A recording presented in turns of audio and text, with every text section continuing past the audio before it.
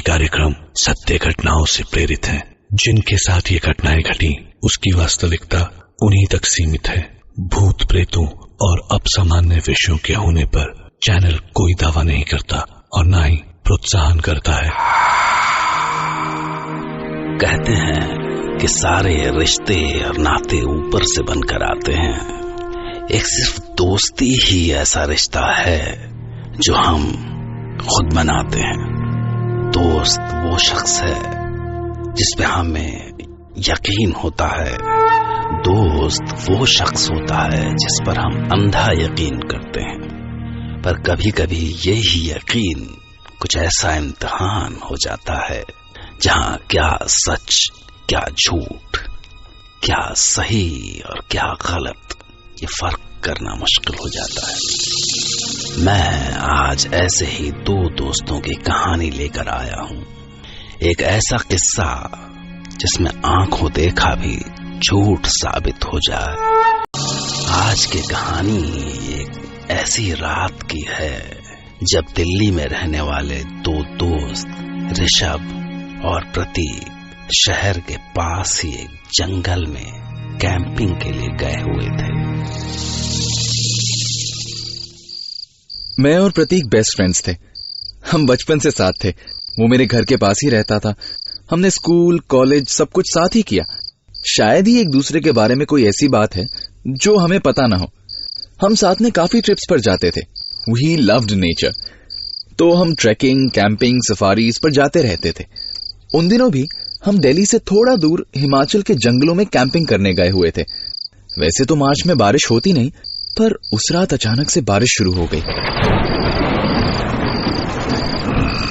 यार, तुझसे बोला था कि टरपॉलिन रख ले, पर तू सुनता ही नहीं है। अब क्या करेंगे? यहाँ तो कहीं छुपने की जगह भी नहीं है। ए, तूने कब बोला था? और मुझे क्या पता था मार्च में बारिश हो जाएगी। हाँ, बारिश जैसे तुझे बता के होगी ना। तो तुझे पता था तो तू ही रख लेता। अब क्या करे?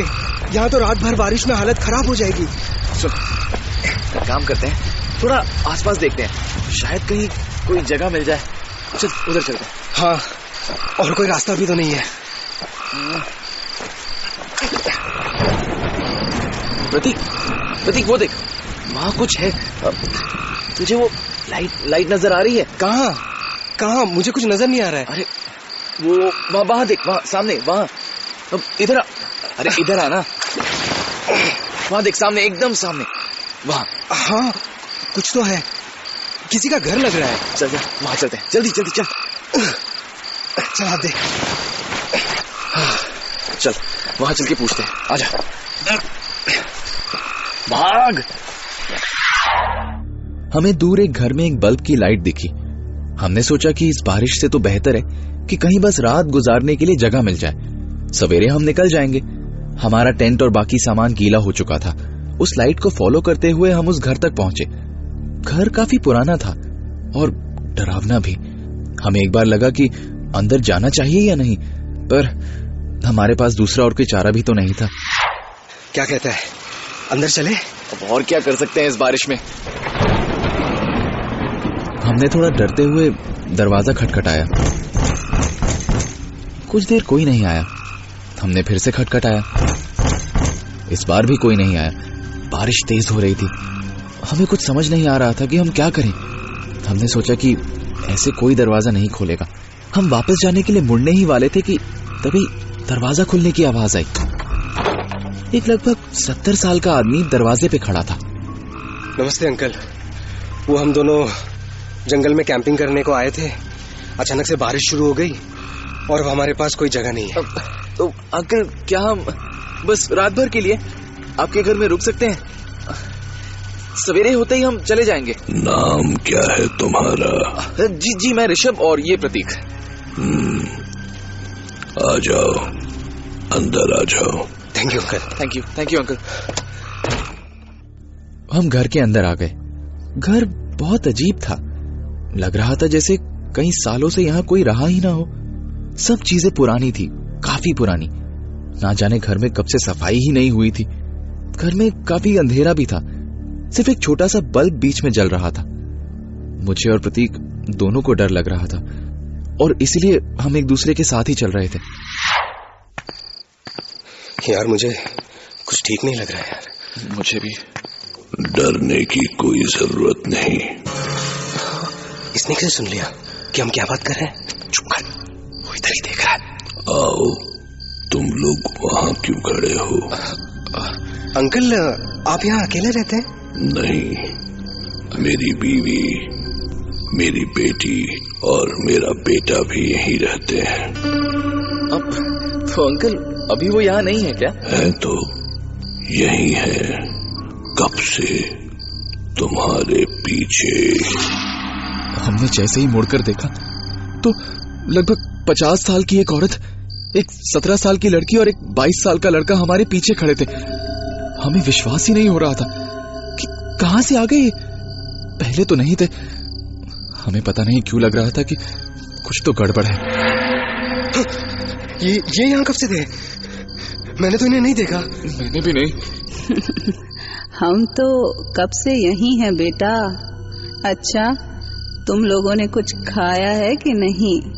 जाओ ऊपर से हाथ मुंह धो के आओ, तब तक मैं कुछ खाना लगा लेती हूँ। मैं और प्रतीक साथ में ऊपर चले गए। हम दोनों को डर लग रहा था। ऊपर भी अजीब सा था, जैसे ना जाने कितने दिनों से इस घर की सफाई ही नहीं हुई है।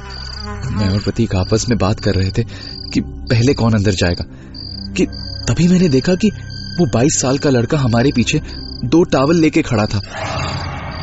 आप दोनों एक एक बाथरूम में जा सकते हैं, ये लीजिए टॉवल्स। तो मैं अपने राइट वाले में चला गया और प्रतीक आगे वाले में। अंदर काफी अंधेरा था, कुछ भी दिखाई नहीं दे रहा था कि तभी अचानक से मेरा पैर किसी रॉड जैसी चीज पर पड़ गया और मैं गिर गया। कुछ अजीब सी चीज थी। अंधेरे में मुझे कुछ समझ ही नहीं आ रहा था। मैंने अपना मोबाइल निकाला और जैसे ही मैंने अपने मोबाइल की लाइट जलाई तो मैंने देखा कि उस कमरे में 5-6 इंसानों के कंकाल और हड्डियां बिखरी पड़ी थी। मैं चीखते हुए कमरे से बाहर आ गया। प्रतीक! मेरी चीख सुनकर प्रतीक भी बाहर आ गया और वो 22 साल का लड़का भी। क्या हुआ? प्रतीक, वो अंदर। क्या हुआ? ऐसा क्या है अंदर? प्रतीक, ये जगह, यहाँ कुछ अंदर तो कुछ भी नहीं है।